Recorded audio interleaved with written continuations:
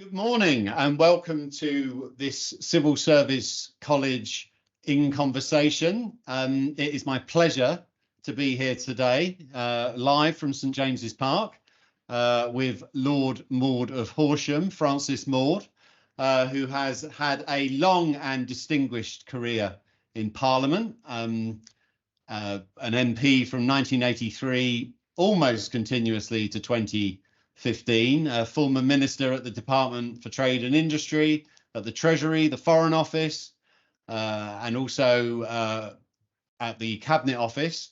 And I think I'm right in saying Shadow Chancellor of the Exchequer and Foreign Secretary, yep, and Chairman of the Conservative Party. So pretty much finding someone more expertise in the workings of British government, I think, would be hard to find. We're here today to talk about Lord Maude's report from last November, the Independent Review of Governance and Accountability in the Civil Service. So I thought I would start by asking Lord Maude to explain a bit about how he was originally approached to write this report. I think it was by a certain Jacob Rees-Mogg, and how the terms of reference were defined for you. Well, I was approached, as you say, by Jacob Rees-Mogg. There was a commitment to commission such a report in the Declaration on Government Reform, which dated, I think, from summer of 2021. And this was this. It took some time to commission it, partly because I think the system, some people in the system were a little resistant to me being the reviewer, and I think there was a certain amount of wrangling about the terms of reference, and so they're quite complicated, and I broadly ignored them.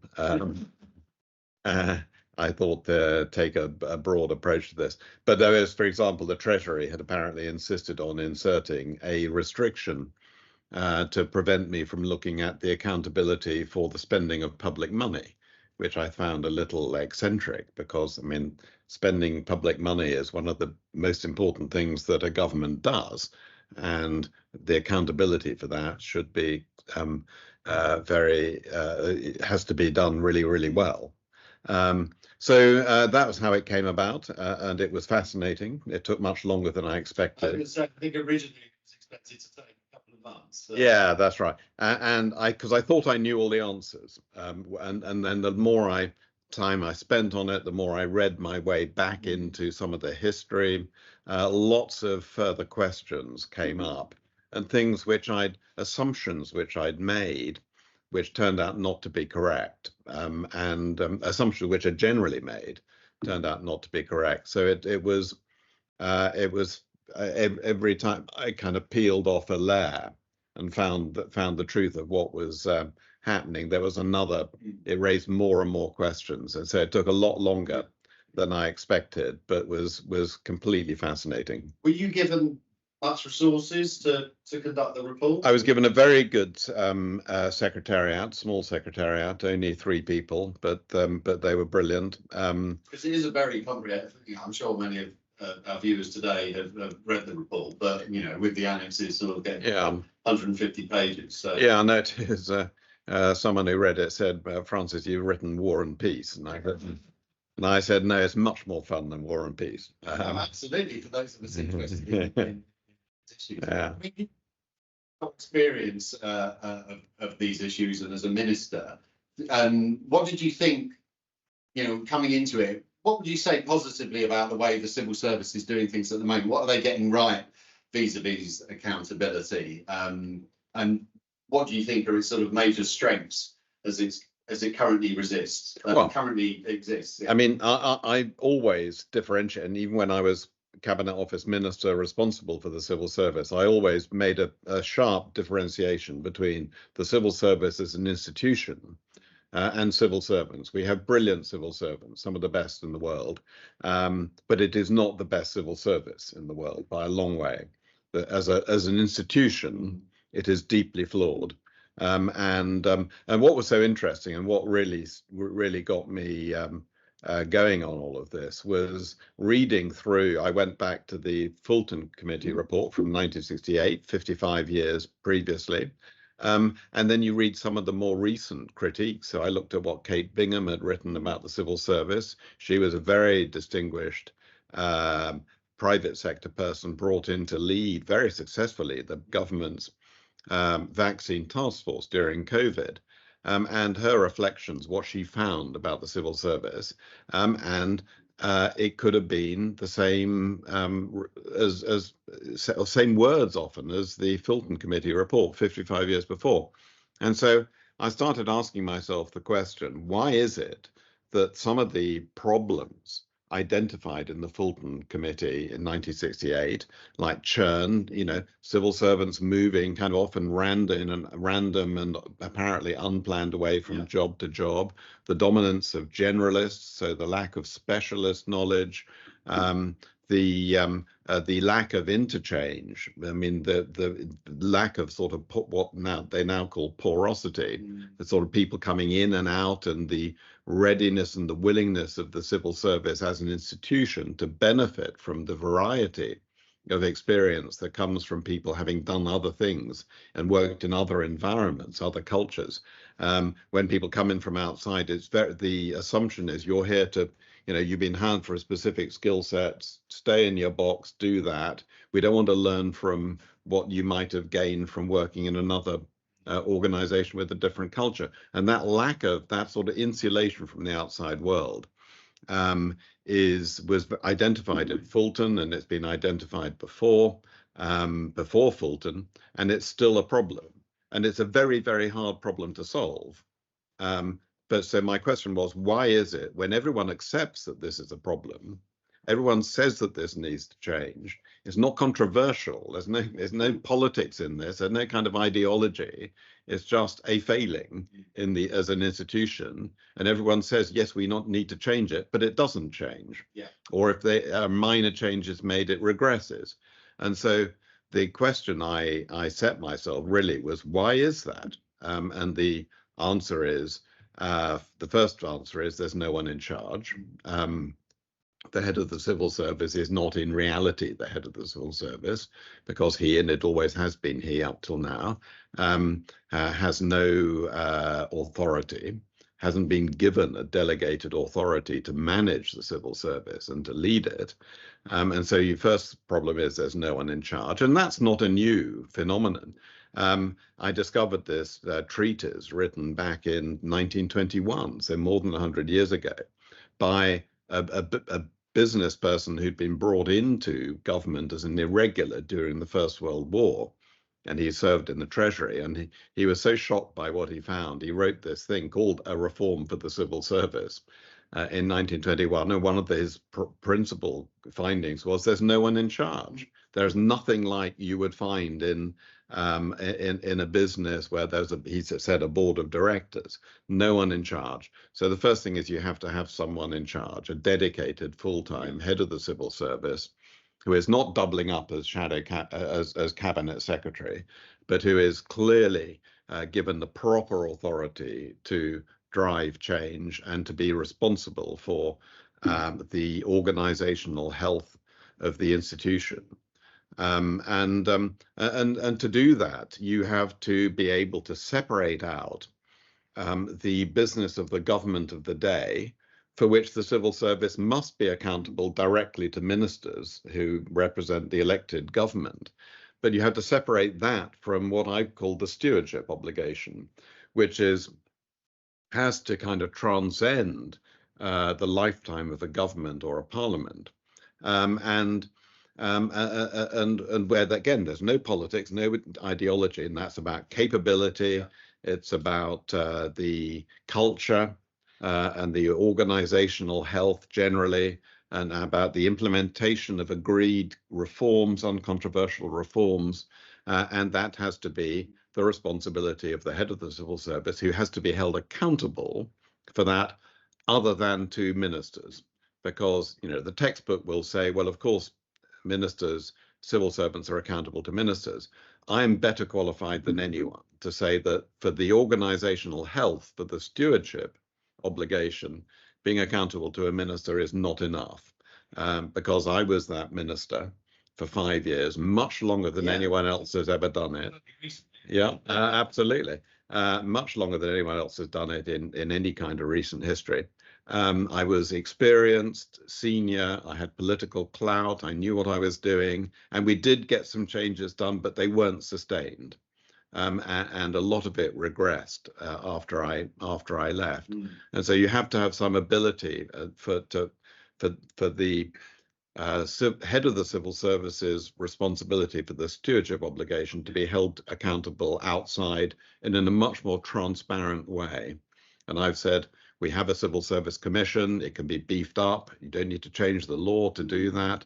And that can be the body holding the head of the civil service to account for this stewardship obligation, and then reporting annually to Parliament. So it's transparent. You can call out failures to deliver, which doesn't happen at the moment. I mean, you would think, given the British civil service is one of its strengths, that most people agree is its permanence, in the sense there's not that many political appointments made when there's a new election. Very different to a country like the United States. And therefore, you would think something like the stewardship obligation shouldn't be too tricky. But reading your report, I was amazed at things like, ministers, the delegation of power.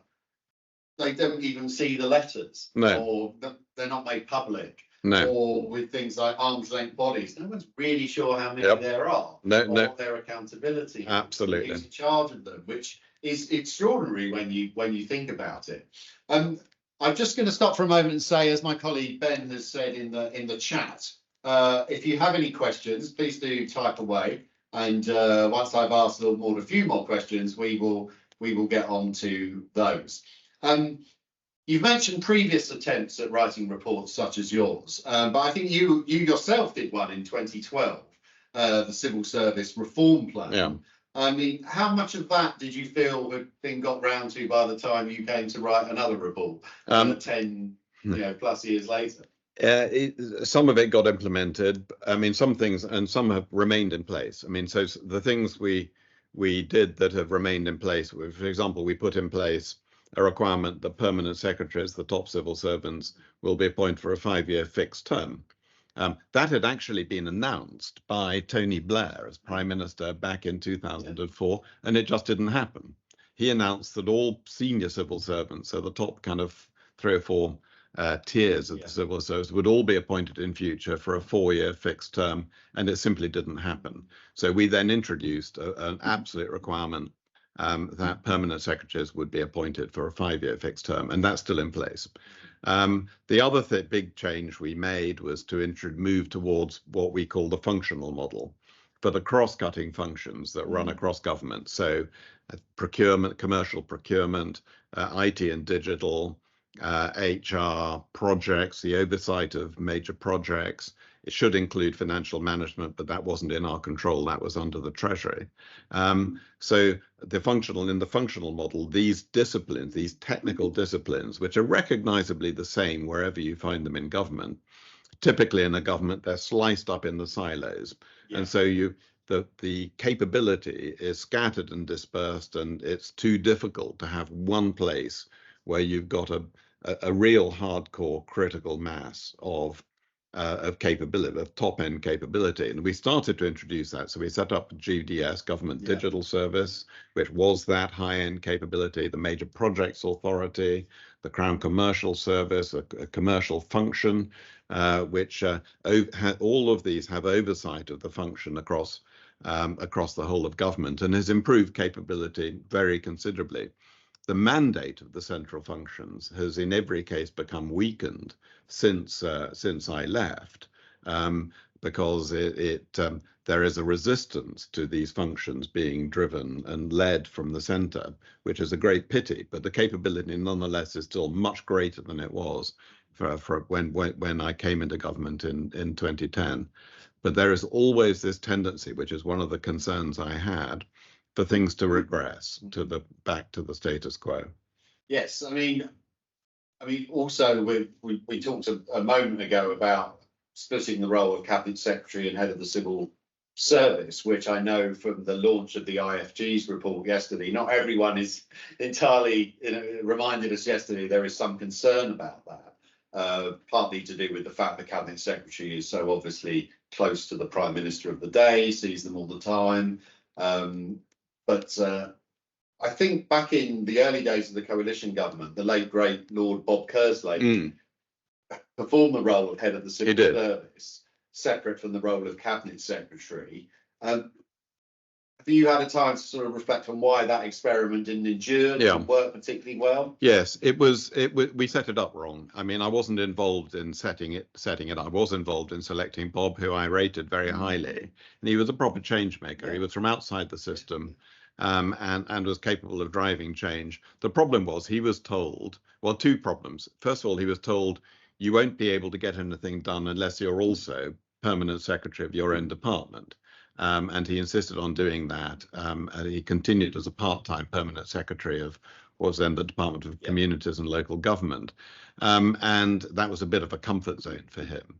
And the other thing was, and this was my fault, because I didn't see it and I didn't understand what was needed, he hadn't been given any authority. All of the power to manage the civil service is vested by law in the Prime Minister as Minister of the Civil Service. And you cannot expect the head of the civil service to drive change unless some of that management power, particularly on the stewardship obligation, is specifically delegated to the head of the civil service. So that person, that individual, has, as well as all the power to lead and inspire and take people with you and build goodwill and buy-in and all of these things which you need, but at the back of it, you have to have authority, the ability to order people to do things they may not want to do. And the absence of that made it very hard. So, but it was interesting. The IFG, the Institute for Government, have produced this report on the centre of government where they support what I've argued for. And they had two former prime ministers speaking yesterday. One of them said it's a good idea. The other resisted it. But the other one, John Major, who resisted it, it's nearly 30 years since he was in government, and he's not. And he's not, frankly, close to what are the problems and how difficult it is. And the argument that's always made for not splitting it is exactly what you say, that the Cabinet Secretary sees the Prime Minister every day, and that's where you get your authority from. But if that's the only way of giving the head of the civil service authority, then it's not going to work, and it hasn't worked. And so what you need to is find a different way to give the head of the civil service authority. You can do that, the IFG say, by giving him or her statutory power. I would say by delegate. You can do this very quickly with the stroke of a pen, and I have drafted the delegation letter. It's in the report. It's not hard to do. You could do that tomorrow, and give the head of the civil service real authority. But you're still resistant to the IFG's, keenness on the statutory, or going beyond the Constitutional Reform and Governments Act statutory elements of the civil service. You still think that would bog down the whole process of reform and make it more difficult to achieve? Well, I think two things. One is it would put it in the long grass, because there's a bill like this and legislation like this is never going to be a high priority for an incoming government. Well, exactly, that's right. And so making it all dependent on that just holds up the rest of the changes which can be made. You don't need it to make this change. I have a further objection, which is that it would be a challenge to the existing established constitutional norms. Because you can imagine a situation where the requirement to drive through agreed reforms comes into tension, at any rate, with the delivery of the business of the government of the day. Not because it will be in conflict with it, but because there'll be competition for bandwidth and attention. And I'm very clear that if that happens, then the Prime Minister and the Secretary of State say, I don't want you to do the stewardship reform, I want you to focus on business of the day, then the will of ministers should prevail, but it would be called out, because the head of the civil service would have to report that to the Civil Service Commission, who would have to report it to Parliament. And so instead of statutory obligations, which have a real risk of bringing rigidity and sclerosis into the system, is replaced by you don't rely on that, you rely on transparency. Well, what I found fascinating was where you say that this shouldn't be like an explosive big news story. This should just be a normal process where you know, the permanent secretary in writing says, look, you know, you told us to do this, but you know, these are the concerns. Because you can just imagine, you know, the sort of the press coverage of you know, what we've seen in the past where these reportings out have taken place, and probably have led to some of the at times bad feeling between ministers and civil servants, which, as I think John Maude was saying yesterday, wasn't entirely helpful. Do keep the questions coming. We'll build up a few, and then we'll turn to those very shortly. Your suggestions for the centre of government, and I think IFG again yesterday talked about Prime Minister's department. I remember back a million years ago when I was a student, my dissertation was on the case for a Prime Minister's department. Professor Bernard Bogdan persuaded me to write this. So this has been a very live issue for a long time, but you've returned to it again. You don't quite go as far as a department. I think it's something that sounds a bit more less presidential, and you have the office of the Prime Minister and Cabinet. But do you not think at times, in that sort of classically British way where it's not written down, when a Prime Minister is more powerful, think about you know, David Cameron was always slightly constrained by the coalition, but Tony Blair for sure, you know, Margaret Thatcher, even Boris Johnson post his election win in 2019. Do you not think that those prime ministers exert a kind of authority over government, which is number 10 in the cabinet office, would effectively become a prime minister's department or office? But name? No. Well, I mean, it varies, and it's but it's unclear, and there's a lack of clarity, and when there's a lack of clarity, accountability and responsibility is poor, and so we should just now do, and the IFG totally support what I've recommended, do what is done in Canada, Australia, more or less New Zealand, more or less Ireland, where you've got the secretariats, you've got to create a proper strategic centre of government, properly set up. So, and the Cabinet Office today in the UK is a complete mess, a complete muddle, because it's trying to do a lot of different things. It's trying to be the kind of head of the headquarters of the civil service with the kind of central functions, which need to be led from the centre, as well as being the kind of secretariat supporting the development of policy. And so just separate it out, make it clear, create proper accountability, and that is definitely and we're out of line with other similar governments, and it's. I think the moment is now to make it happen. But I wouldn't go as far as saying the United States, which has a lot more political appointments at the senior, some of which I understand presidents don't even bother filling during their time in office. I considered whether we should go down that path.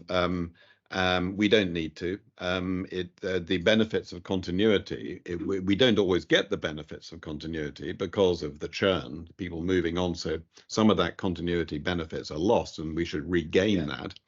But I think the ability for a government to take office quickly with a functioning machine there is huge, and you don't get that in the US. It takes a year in many cases before all those posts are filled. What they do seem to do in the US, which is again touched on in your report, is the need for ministers to be a member of either House of Parliament. And it would be a hugely radical thing to change that. But then, of course, in the United States, people are brought in from outside. But what they do, which I think people, I mean, we've talked about churn of civil servants. Recent years seems to have been not just churn of ministers, prime ministers at times. Absolutely.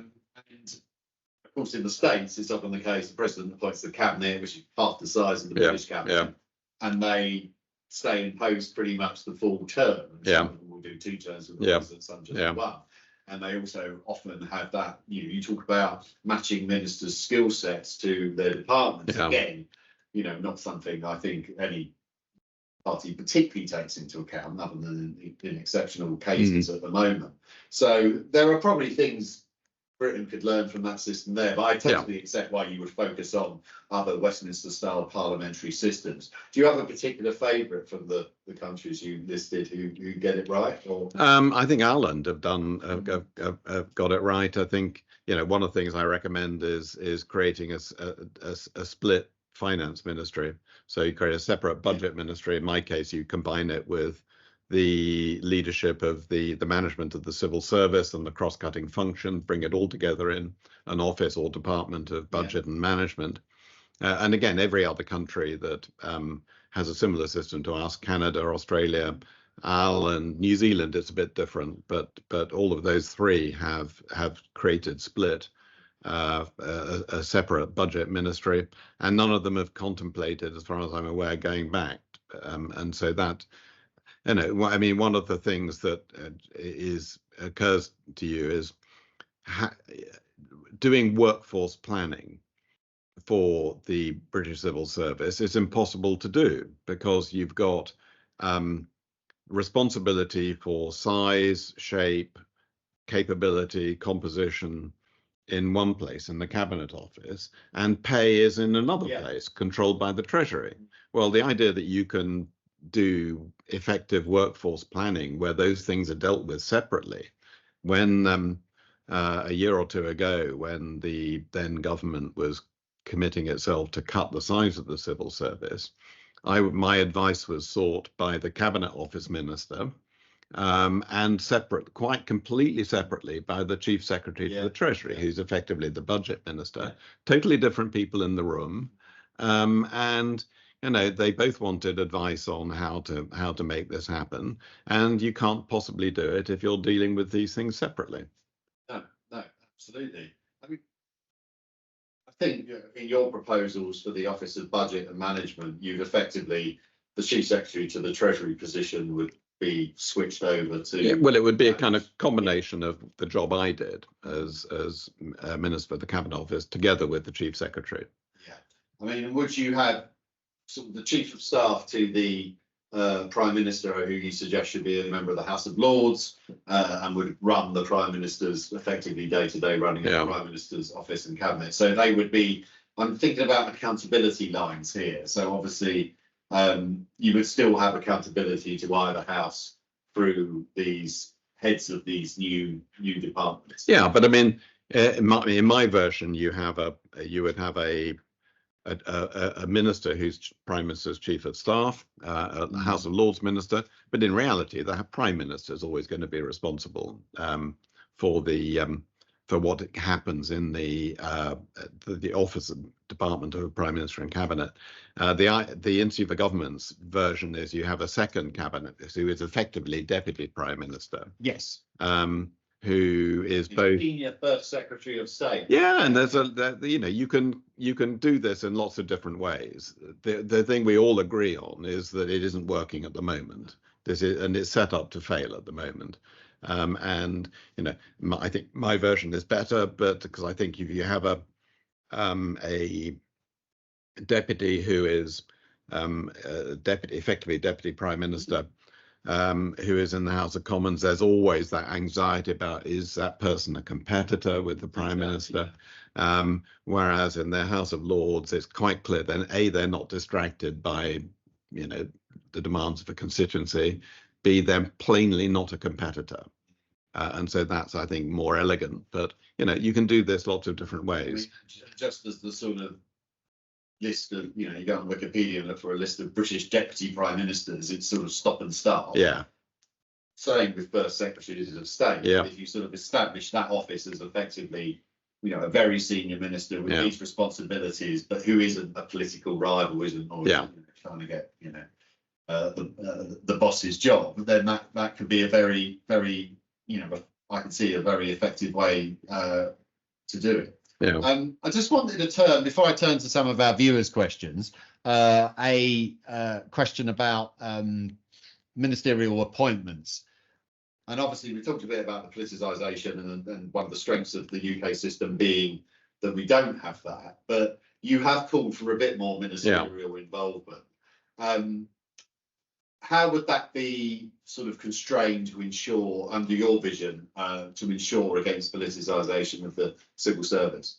Well, I don't have a problem with people being appointed who have a political background. That's fine. It should not be a problem, but as long as they behave in an impartial way, and they're capable of serving an incoming government of a different colour. But what struck me was that there is no systematic oversight of internal appointments within the civil service, and that's wrong. Whereas the Civil Service Commission, its task is to, as it were, guard the perimeter, except at the most senior levels. It only oversees recruitment into the civil service. And it's like it's sort of there to kind of keep the barbarians from the gate, guard the perimeter. So my view is you should have external oversight by the Commission of internal appointments as well. It can be quite light touch. But actually, at the same time, what you can do is give ministers a bit more ability to make their own appointments, to influence appointments much more directly. And the Commission then being the protection against politicisation. Yes. So these problems are able to be solved. And one of the things that is that where we are a complete outlier compared with any similar systems is that there is an assumption that the head of your office, your principal private secretary as a minister, you can only draw from career civil servants. Yes. And that may well be fine. And I've had some excellent private secretaries who are mainstream civil servants. But if you're doing something which is kind of countercultural and which the system is resistant to, then that puts your private secretary into a really, really difficult position, because their next job is not going to come from you. It's going to come from the permanent secretary. And so it's not fair to put people in that position. So I'm saying you should have the ability to appoint whoever you like, subject to the oversight of the Civil Service Commission. So you can bring someone in from outside quickly and effectively as a direct appointment, and they have to behave impartially, but they are proper civil servants with the ability to direct other civil servants on your behalf. So they would be proper civil servants as opposed to special advisors. Yeah. Yeah, it's a former special advisor. I was always there. I was not a proper civil servant. Yeah. I was here today, gone tomorrow. And you're not allowed to instruct civil servants. And that's a real drawback. So that's why I think the Prime Minister's Chief of Staff should be a minister, because you've then got someone who is sitting over all of the strands in the Prime Minister's office, official, political, policy, everything comes through one person who can give directions on the Prime Minister's behalf. I think the order in council had to be changed under Tony Blair to allow Jonathan Pearse to do that, whereas if he'd been a minister, exactly. Yeah. It would not have been a problem.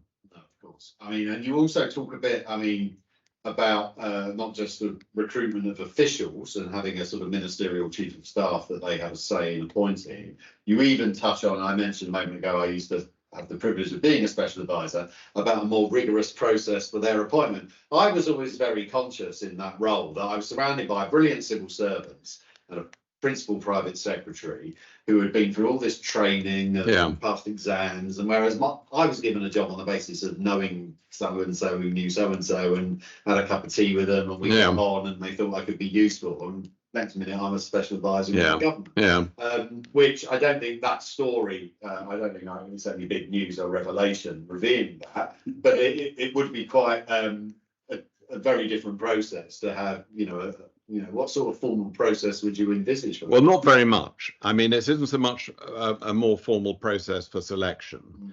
It is just encouraging. I mean, I think we need to take the preparation of ministers for being in office much more seriously. Some training, some self-awareness. I would recommend ministers subjecting themselves to 360 reviews. I did that myself. I found it very useful. But also taking more seriously the appointment of special advisors and more preparation for special advisors, because a lot of them get chucked in, as you say, with very little knowledge of what's involved. And, you know, it isn't that you're just there to be a bag carrier, as is sometimes said. It's a very important role. And civil servants, yeah, sure. But civil servants will recognize that the important role that special advisors have, and no one suggests we should go back on that. But I think a bit more rigor about preparation, about a bit more transparency about appointment would be helpful. I think I'm just going to turn to one of our viewers' questions at the moment. This is from Ollie. What are Lord Maude's views on the impacts of the efficiency unit's next steps report in the late 80s, the separation of policy and delivery, and the agency stroke arm's length body model? Okay, so I remember that because I was a minister at the time, and I would say that it never really got done. It got done to some extent, but a lot of it never really got implemented. I think there's a problem anyway with saying you can separate policy from implementation, because that too often you have policy being developed close to the minister, but a long way away from the people who are going to have to implement it. So I think it's a slightly flawed concept anyway. But in any event, it never created the kind of distance in terms of creating a different accountability for the delivery, for the operation, for the implementation of policy.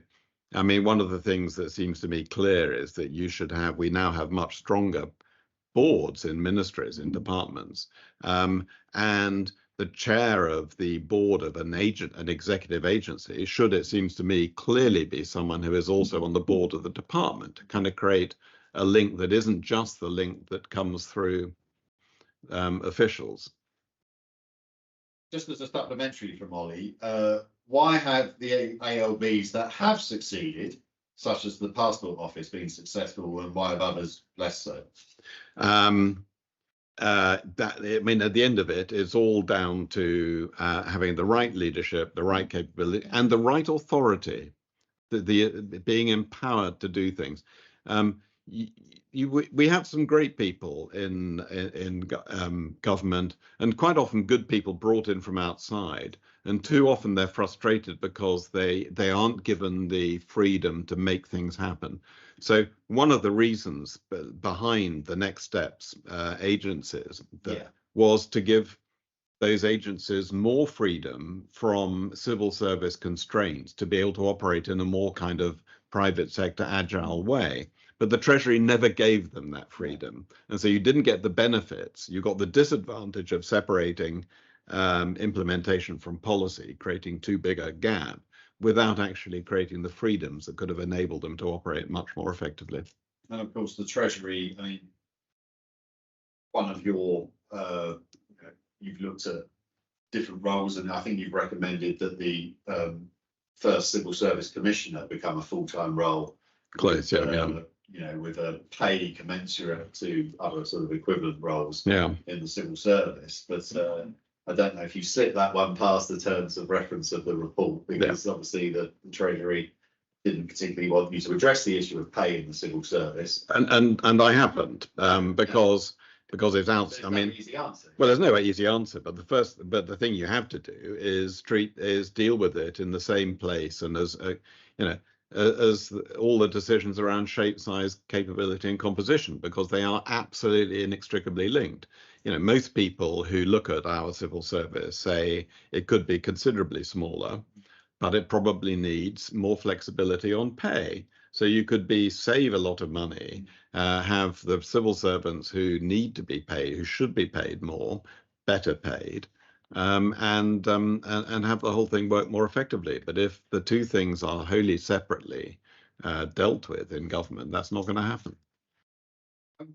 Just a question here. I mean, Gordon Brown talked yesterday very passionately about how reform of the civil service, governance and accountability, and reform of the centre isn't just about, you know, creating new jobs and new departments and all that. It's for a purpose. And one of the key issues he identified was this is a make or break decade for the British economy, and we need a better arrangement for the Treasury, and the kind of aspects you've talked about, separating, spending from the sort of macroeconomic elements of the economy.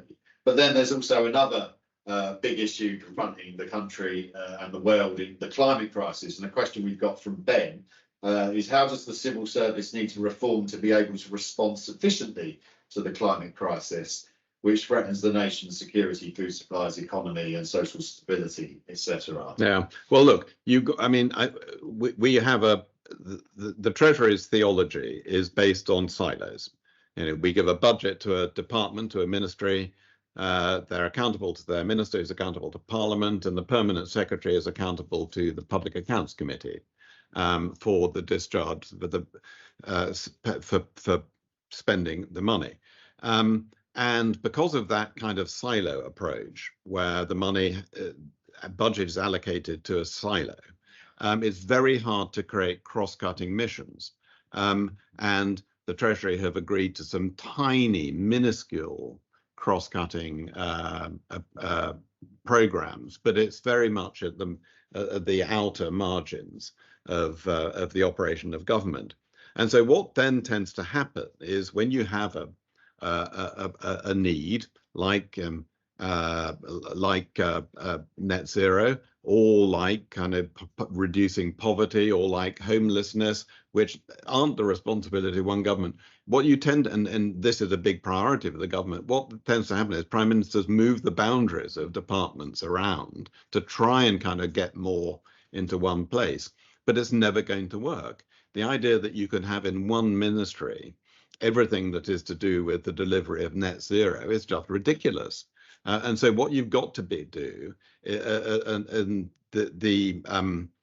the Labour Party actually are very interesting on this, because they have said if they win the election, they will want to have a mission-driven government, so broad cross-cutting missions. But the system will not allow that to happen. And I was told that Gordon Brown, who was a very powerful Chancellor of the Exchequer, he tried to create these kind of cross-cutting missions with budgets attached to the mission, not just to the department, and the Treasury quietly killed it. And so you have to have a different way of doing this.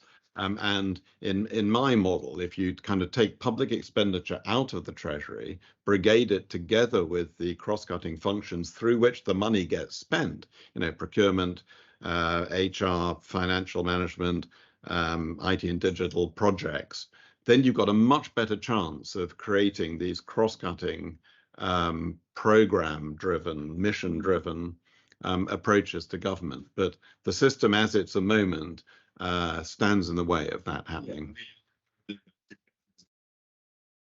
Joined up government, as they called it, and cross-cutting issues, 25, 30 years ago. Yeah. It's the same way as people were talking then about the centre of government. And Carol has commented, what are the real reasons for the reluctance to reform the institution of the civil service? Do they fear the civil service will then have power and call into question the operation of the government as a whole? We've had report after report, but little change. It seems the government really just want to keep reform in the long grass and not actually do anything except issue reports. That is a criticism you hear of all governments when they address these kind of issues. Do you have a response to that? Yes, I do. Some governments do want to do this. Tony Blair wanted to do it, but found it really hard to make it happen. I wanted to do it with David Cameron's very strong support, and we did make some change happen, but it regressed. And so, some governments may not, just not a priority, not interested, don't care enough about it. But the institution itself is resistant to change. And it isn't because of fear the civil service will become too strong. Actually, the civil service is very strong, and it has a lot of inertia, a lot of power to resist what it doesn't like or slow it down. But it's also not very accountable, and it's not very transparent. And so the reforms I'm suggesting here on governance and accountability will create much better transparency, much more accountability, and expose it much more. And it will make it possible for reform to be both instituted and sustained in a way that it hasn't been possible, which is why, going back to 1921, 1968, all of these same concerns being raised and never sustainably addressed. And just turning to the future, as we've not got long left, you mentioned Labour and Keir Starmer and the 5 missions. Do you get the impression, I mean, I think you spoke to opposition politicians when putting together your report. Do you get the feeling that there's much thinking going on about these issues on the opposition side? And if the election were to go their way, do you think there would, there was some speculation on the back of the IFG report yesterday about how Keir Starmer would arrange a Labour government. But do you get the feeling that they're thinking about these things as well? Yes, I think so. I think they're interested. Some of these are things which, if you're going to do them, the time to do them is day one. Absolutely. Of a new government, whether it's a government being re-elected or a new government coming into office.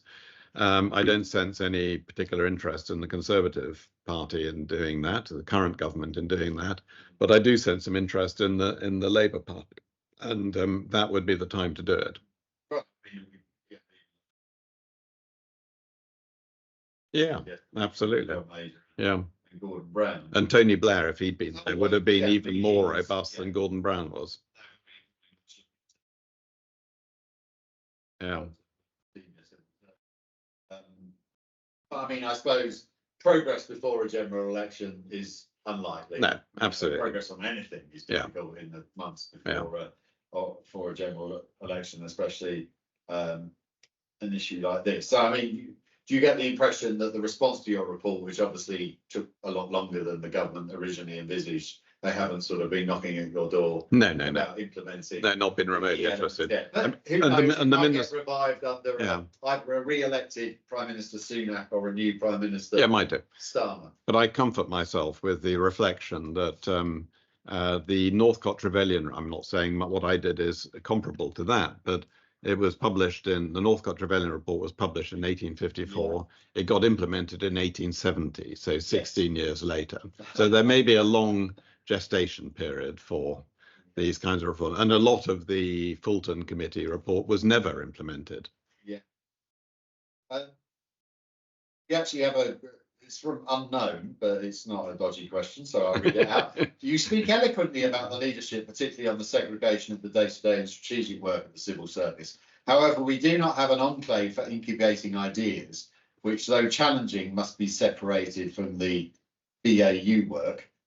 Re-establish the shunt works of the Fulton era. Yeah. What are your thoughts on this as a way to inject much-needed innovation and partnership with industry? Yeah, no, I think there's a lot in that, and it was what the think tank, the original think tank, the CPRS, Central Policy Review Staff, under Lord Rothschild originally, and that's what it did, and and having something like that somewhere a bit away from the centre of government, so it doesn't actually get drawn into the day-to-day, into the business as usual, as suggested. I think there's a lot to be said for that. The horizon scanning, understanding what's going on elsewhere, what are the possibilities, understanding what new emerging technologies can do. It might be that if you separated out the public expenditure parts from the Treasury, and the Treasury becomes the economic powerhouse of the government in a way that it's really stopped being too much in recent years, then that could be the place to have that, a bit removed from the day-to-day, with a longer time horizon, looking more strategically at issues as they crop up on the horizon. Yes. I think I'm just going to ask my colleague, do we have some more reader questions? I want to get in a couple more before we finish. Thank you. Let me just check here.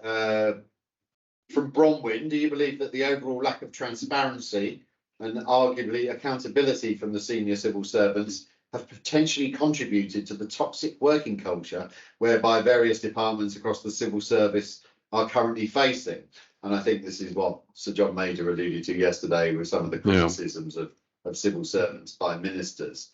Furthermore, this could be argued to be a cause of the churn of civil servants. If so, how do you feel this can best be tackled and overcome to secure retention? Yeah. Well, I don't think. I mean, the issue of tension between ministers and civil servants has got bad, and there are some ways of dealing with it. I don't think it's the primary cause of churn, which is simply that civil servants have been enabled to apply for any job they like, wherever, regardless of business need. And that's a mistake, because that business need is the most important thing. We want civil servants to have fulfilling, varied careers and to be developed, to take on more responsibilities, all of that.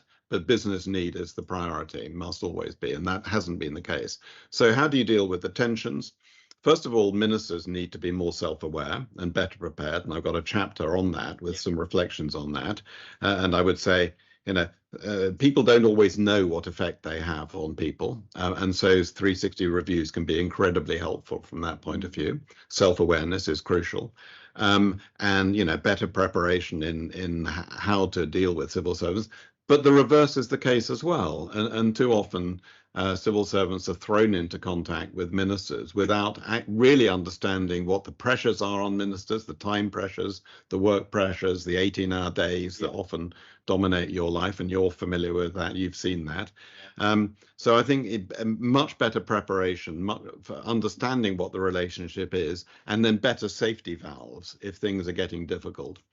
But I think one of the problems is because ministers don't have the ability to appoint all the people that are crucial to their delivery of what they do, it's much easier for them to resort to blame. Whereas if ministers had more ability to influence, at any rate, the crucial appointments of civil servants, if you've been involved in appointing that person, you're much less likely to just randomly blame the system for what happens. And I always said to any minister I work for, if you're frustrated about things, shout at me, swear at me.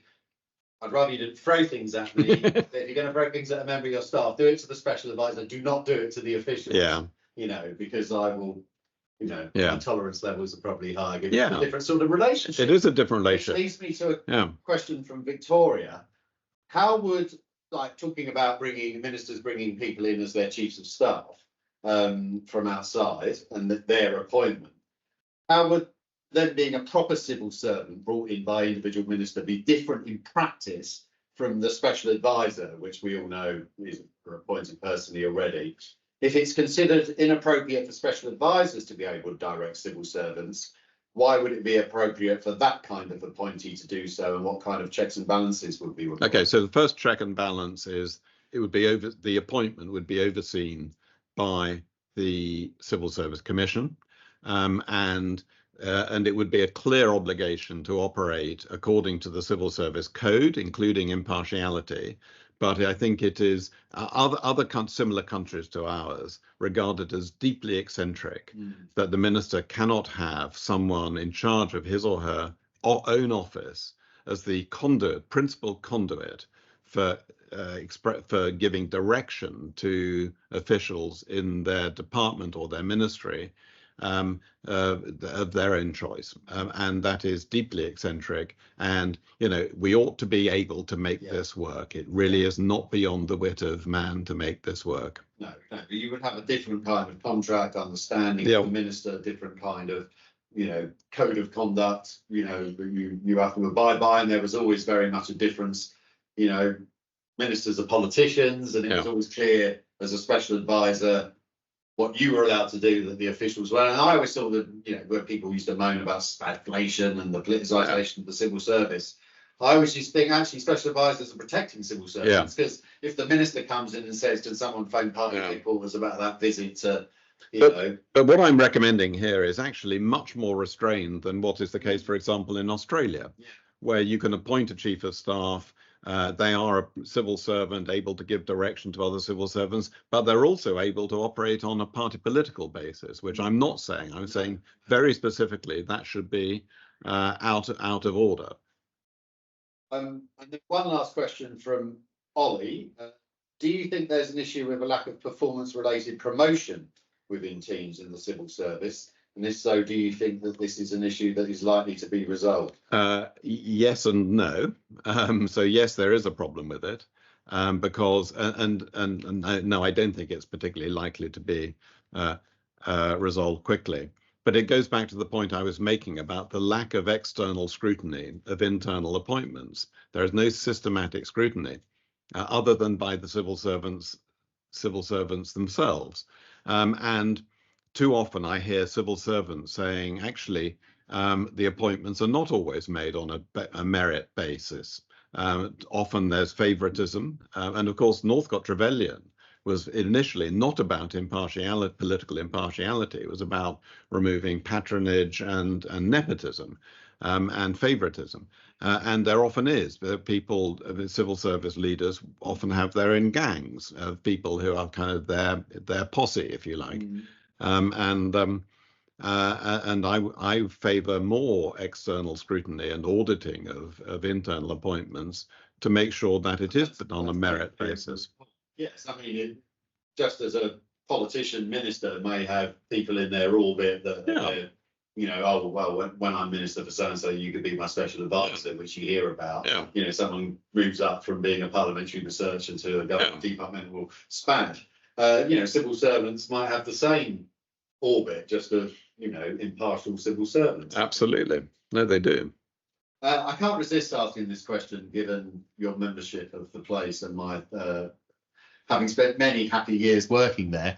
He says, when you became minister, this is from Michael, when you became minister for the Cabinet Office, looking at reforming the civil service, did you ever consider looking at reforming the House of Lords? Now, at the time, I recall Nick Clegg was in charge of that. So he was, so I didn't deal with that. Nick dealt with that. I mean, there's almost as many reports on reforming the House of Lords as the civil service. And, it takes a very steady tempo. You got 1911 Parliament Act, 1949 Second Parliament Act, a few years later Life Peers, then 1998 hereditary period. So there's a kind of steady tempo for reform, about every kind of 30 or 40 years. And so we're not due for another one. Yet, and all the problems which get in the way of serious reform, democratizing it, for example, they remain the same. So you give the House of Lords greater legitimacy, and it reduces the supremacy of the power of the House of Commons, and that's not going to be wildly popular in the House of Commons. Be careful what you absolutely. Well, as we've segued slightly off topic there, I think that's probably the moment to bring today's In Conversation to a close. It will be available on our YouTube channel shortly. So if any of your colleagues weren't able to tune in, do let them know. And can I just end by thanking Lord Maude for being so generous with his time, so open with his answers. And I've enjoyed it, and I hope everyone tuning in did as well. And do check out Civil Service College's website for notice of future In Conversation and our webinars with our trainers. Thank you ever so much for joining us today.